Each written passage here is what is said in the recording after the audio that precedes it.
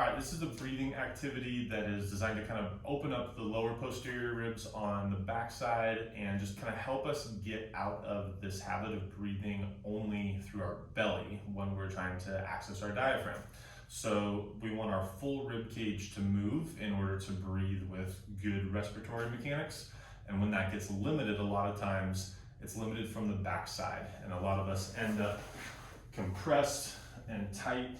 And so all of this stuff here can't expand when we breathe like we should be able to. So what we're gonna do is a yoga block or something is helpful for a little bit of a headrest on this. As we get into this child's pose, you'll see that the neck can kind of just be hanging out there. We don't want the head to be unsupported for a couple of minutes while we're spending some time in this position. So what I'm gonna do is get into, if I can be on my knees, this is the best way to start this. There are some chair versions available that I'll be making some videos on down the line.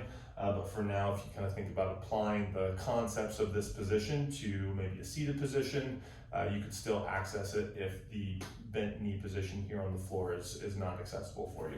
So we're gonna take this pad, this could be an ab mat, it could be a rolled up pillow, folded up pillow, and we're gonna find the point of our pelvis on the front. This is our ASIS. And so we're gonna kind of try to get our pad back close to where that point is, and then I'm going to bring my ribs up and over, and then I'm going to bring my elbows down to the floor here. Okay, so this is going to feel pretty compressed through the front side.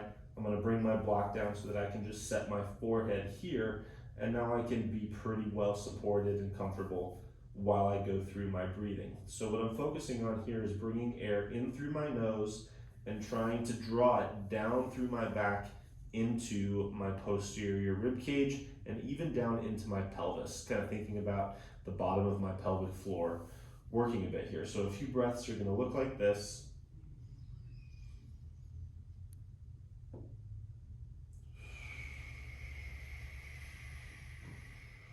Trying to fully exhale, and then as I inhale, there'll be a point of resistance, and I want to try to pull air in just past that.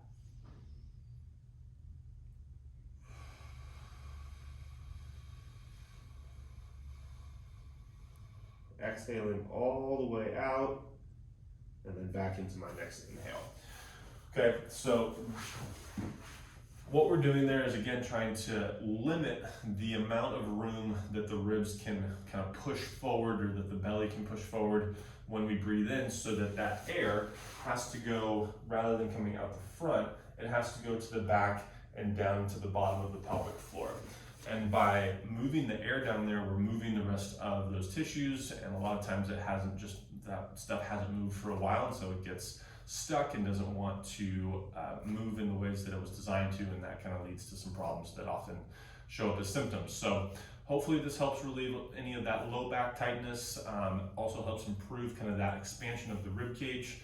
This is one of my go-to drills for both myself and a lot of my clients, just to really help expand and improve that breathing capacity and relieve that low back tension.